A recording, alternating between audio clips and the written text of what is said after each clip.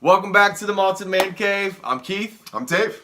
And tonight we're going to be doing a pretty rare special bourbon that I randomly found at my local liquor store, and I was super excited about it. So, stay tuned.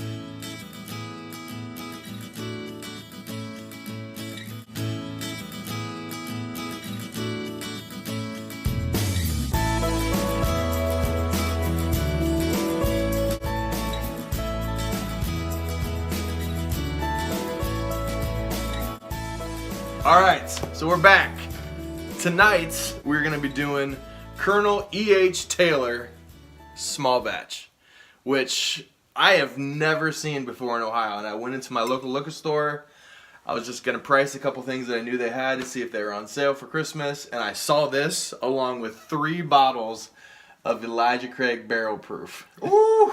So I bought 2 of them. Ooh, no! But I did not have enough money for the other one, so I'm gonna go back there next week to see if it's still there. There's no way. So tonight we're gonna be doing Colonel E.H. Taylor small batch, which is from Buffalo Trace. And let's see, read a little bit about Colonel E.H. Taylor. As the founding father of the modern bourbon industry, Colonel Edmund Haynes Taylor Jr. left an indelible legacy.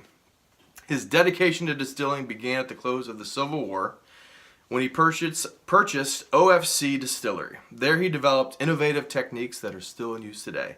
The main thing about Colonel E.H. Taylor is that he was one of the prominent figures behind the whole Bottled and Bond Act, which you see here says Bottled and Bond. What does that mean, Keith? Well, I'm glad you asked. What does that mean, Keith? What it means is Bottled and Bond, it's kind of a... I think there was some shady shenanigans going on, like people trying to pass off, oh, it's been aged 3 years for sure, when really it's like a year and a half. Yeah. And so they kind of blended with something else. So they're like, all right, we need some kind of legislation to, for the sake and the integrity of bourbon, we want to have some rules. So to be bottled in bond, it has to be the product of 1 distillation season.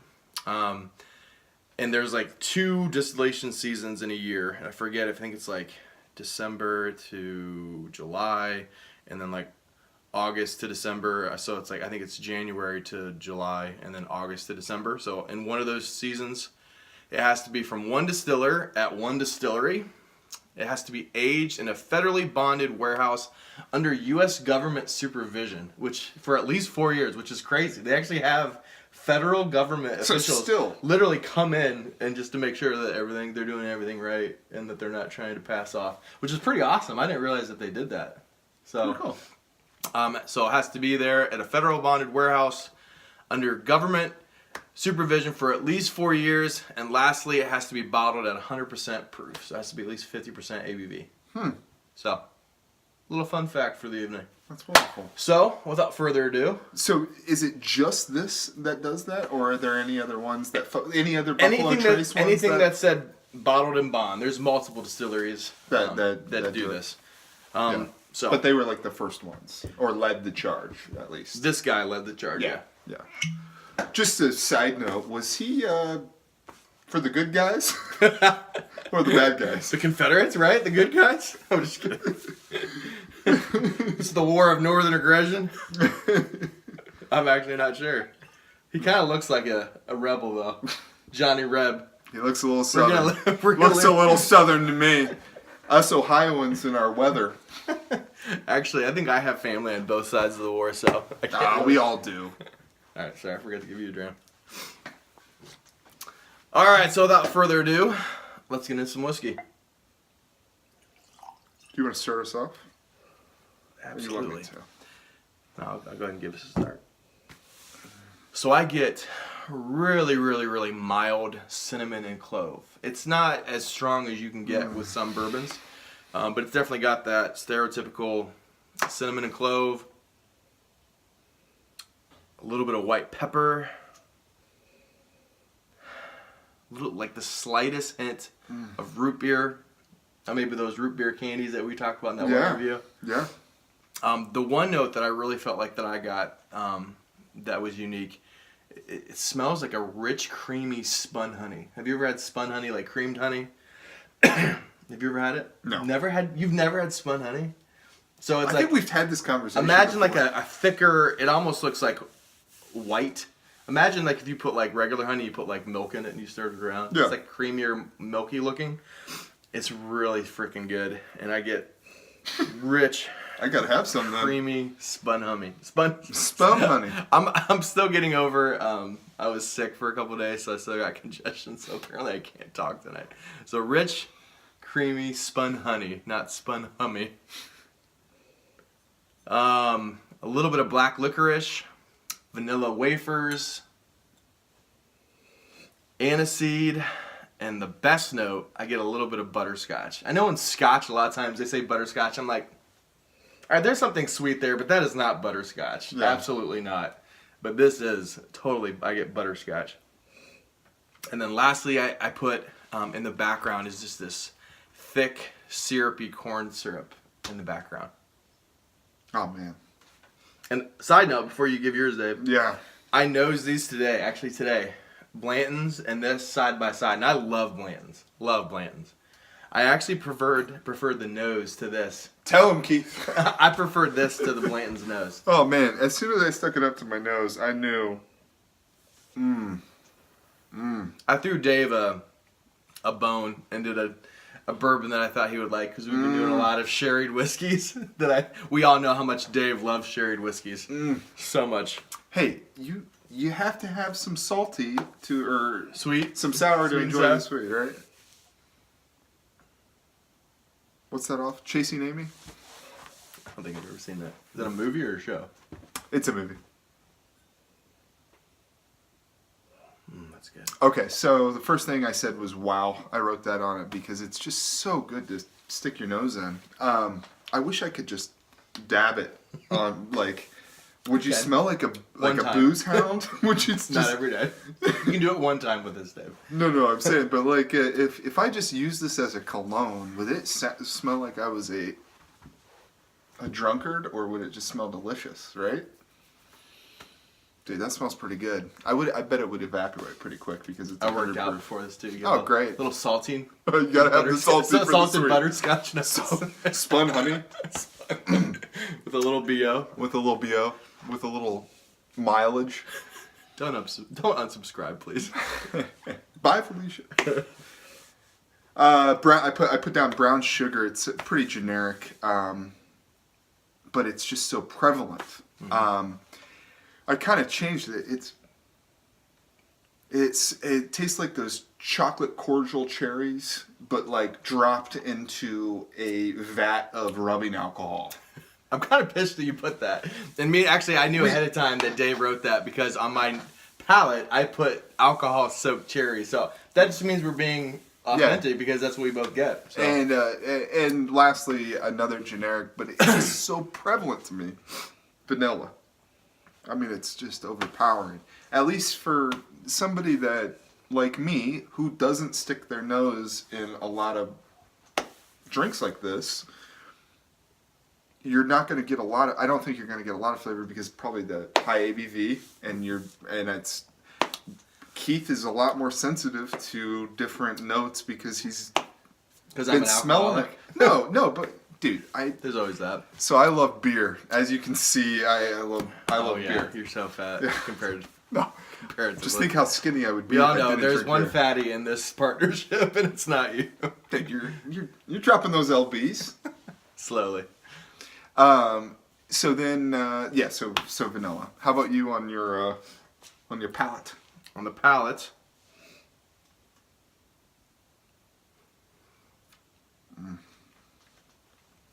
Again, I got mild cinnamon and that corn syrup note that I love so much about bourbon. I wrote smooth, like even though despite the alcohol kick, it's pretty good, 50% ABV. It's so smooth. I put mild grape cola that kind of rounds into toffee, vanilla, a little sweet mellow oak. Take another couple sips.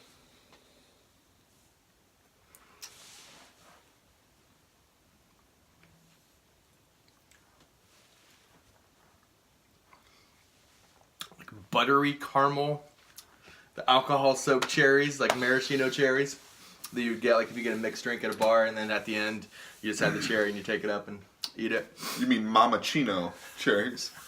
my spell check put it. I was like, how do you spell Maraschino? Maraschino? Anyways.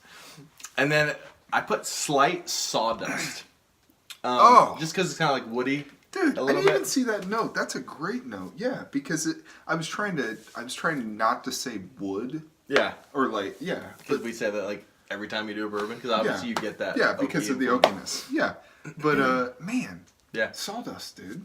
And Great then note. lastly, a little bit of mild black licorice. Keith bringing it after Christmas. There's benefits to being fat and being alcoholic. I get. Okay, Good at so nosing and so tasting. A, you're not fat. B, this is a guy that. What did you do to your back? In the service for our nation, totally effed up his back. And he's playing ball again. But speaking of, actually my back's feeling better. I'll be there next Thursday. Nice, we'll need you. So what do you get on the palate? Palate, unsuspectingly strong.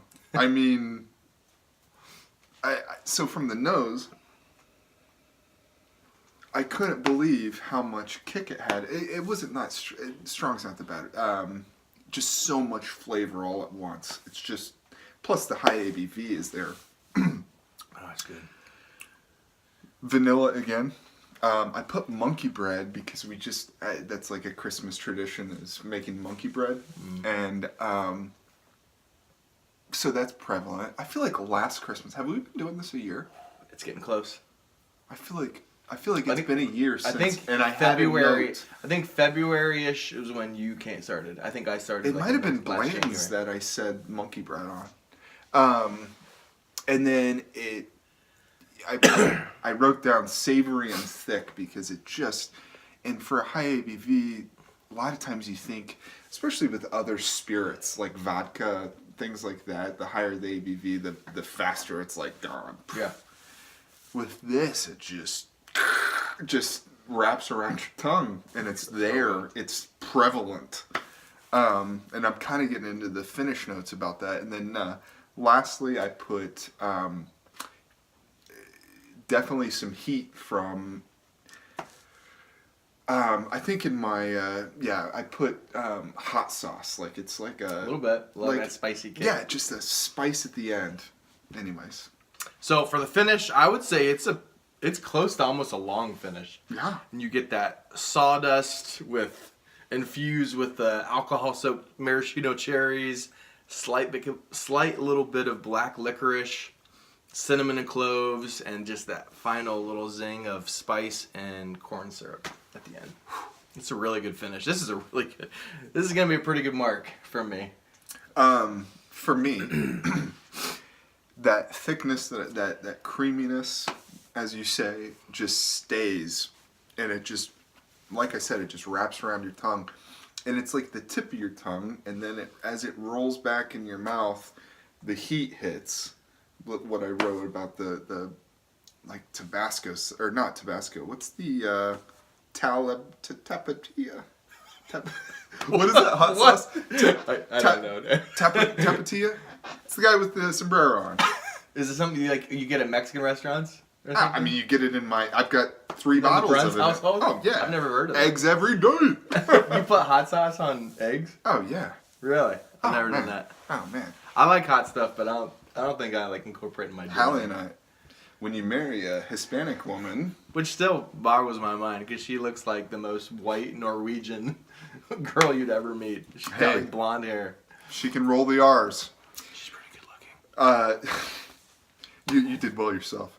And then I wrote, it's a great drink for a cold night because here in Ohio it is snowing, or it has snowed. It dropped a little bit on us, which is fantastic because I just had a conversation with Hallie about the fact that since Ben has been born, there has not been enough snow for him and I to go sledding together. The last 2 years or so, when he's kind of been more of a young man, It's like, been sad. we haven't really had harsh winters at all. But I think it's going to make up for it this winter. I hope so. Part of the question of the night after we do our marks is we're going to be talking about what our 3 favorite things, 3 reasons that we're okay with living in a climate A where you get temporal strong climate. Is that what it is? Temporal climate. Somebody tell me on the tube. It doesn't sound right though, is it? Temperate You might be climate. right. You might be right. Anyways, Malted Man Cave Mark We just did runs. that at the same time. Oh man.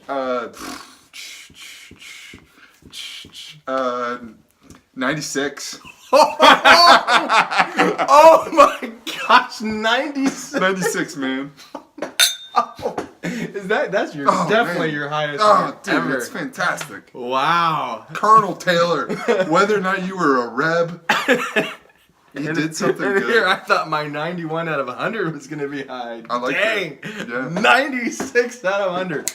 So for you bourbon lovers, if you can find this for a reasonable price, it is great bourbon. Or if you just want, if you see it in your local shop like Keith did, get it. Your father-in-law, company, they're going to think you're awesome. I mean, they're going to be like, thank you for this. Because you don't have to have a sophisticated palate, because I drink beer every day. Yeah. So it's, or not, but it's usually what I drink. And, man. Yeah. Boom. Anyways. All right, so like we were saying before, Malted Man Cave, question of the night, we're going to say three reasons why we're okay living in a climate where we get snow. So we'll go one every other. So what's your first one? And I think I know the first one because you just did it, and you said it was awesome with your son. Oh yeah, we went. So my daughter is 3, almost 4. My kids are about a little over a year apart, and it's a perfect age. She's almost 4. Ben just turned 5, and they can march themselves up the hill, which is fantastic in 2 points. She didn't ask you to carry her up once? Oh yeah, but I make them do it. Yeah. If they want to go down the hill, you got to go up the hill. My dad, well, yeah, I do what my dad did for me, and I tell them that they can put their hands in my back pocket, and I'll pull them up or whatever. But they got to walk on their own 2 feet, or we go home because they're tired. Yeah. So anyway, so sledding One of your is first ones? oh man, just that thrill of the and plus like getting snow up your arms and stuff like that. It's terrible, but it's part of the experience that like you went sledding. It's amazing how like exponentially, as a kid you just love snow. It's so fun, and then oh man, every year you just slowly this morning more and more. I got out this morning, shoveled I used to have a snowblower, and now we don't have much of a driveway. Yeah. Since we live in the city, and you see how seriously I take. you both have 4-wheel drive though, so or whatever. All right, how about you? First one. First one is I've been privileged to live in a couple places that were really nice. I've lived in Hawaii, I've lived in California, and I love warm weather. I love it. But I found myself, even in paradise in Hawaii, missing the snow during Christmas time. So I really, really like snow. I like having white Christmases. Snow. It won't be long before we're there with snow.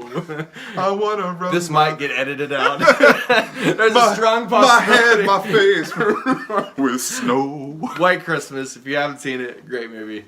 Me and Dave have our old souls for being 34. Oh man. No, you can't. Danny Kaye, man. No, Danny Kaye. Danny Kaye is awesome. The Have you seen the Inspector Court General. Jester? Yes. Oh yeah, same thing. The Court Jester? Yeah. All right. I lost my train of thought. I was like, we're going to go there. We're going to do it. So you said snow. So you said... I love having white Christmases.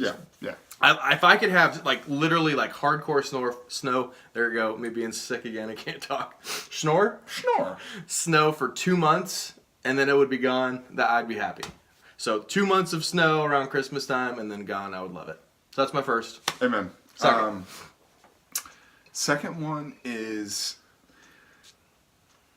fall. I love fall. Yeah.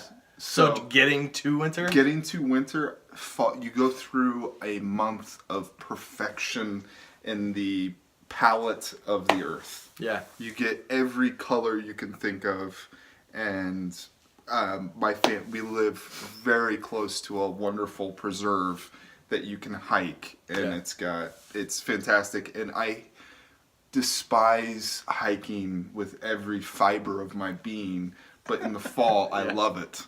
Yeah. So my second is I like snow, or just the fact that we have multiple seasons, because you can get snow days. Hey, and as a counselor, there's some days when it's really bad out. I'm like, just don't worry about coming in. Just stay and enjoy. Don't risk it. I don't want to put you at your health at risk. And then I get a free day off, but then I have to get yelled at from my wife because I have chosen, instead of being salary, to get paid per session. So she just looks at me with disgust, like, you're not going to work today, huh, Keith? Not bringing in anything today, huh? Nope. So that's my second one. I'll be down in the cave. What's your last one? My last one would be,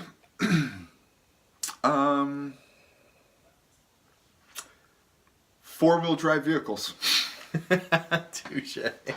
You get to drive in terrible conditions that the rest of the world freaks out when it happens. Yeah. And I understand that southern places are not equipped. They shut down. They have this much snow. They don't have salt The government's shutting down. Yeah, and I understand the infrastructure is not there because why have it if it happens once every 10 years? But when it does happen... The Chinese ever figure out how to change climate, the South is screwed. But when it does happen, their roads are really not any worse than what me driving to your house tonight was pretty bad, okay? Mm-hmm. The back roads, they drift over. It's pretty bad, especially in Ohio, because Ohio is flat. Yeah. And I love having a little bit of just, I'm going to do this. I'm going to go over the keys. It's a little risky. I may die tonight. Yeah. Anyways, four-wheel drive vehicles. I would have came and got you. Plus, when I had a Jeep, man, I used to... That was awesome. All right, so my last one kind of goes along with my second one.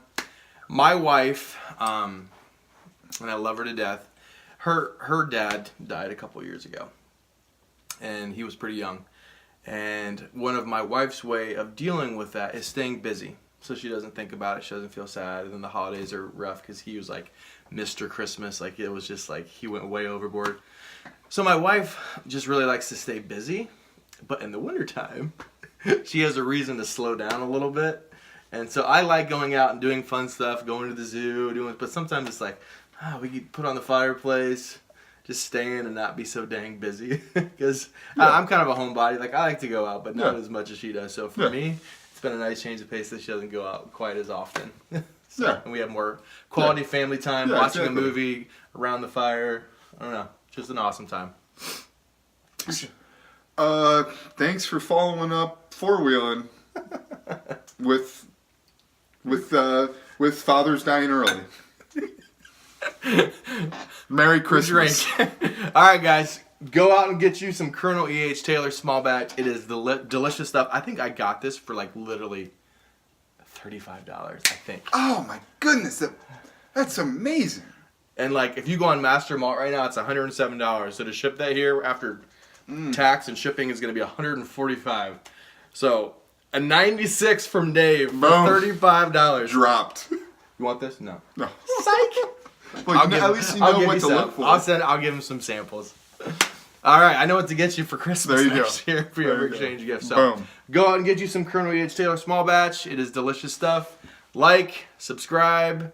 The New Year's coming up, so we want to wish you guys all a happy New Year from the Malted Main. Yeah. Cheers.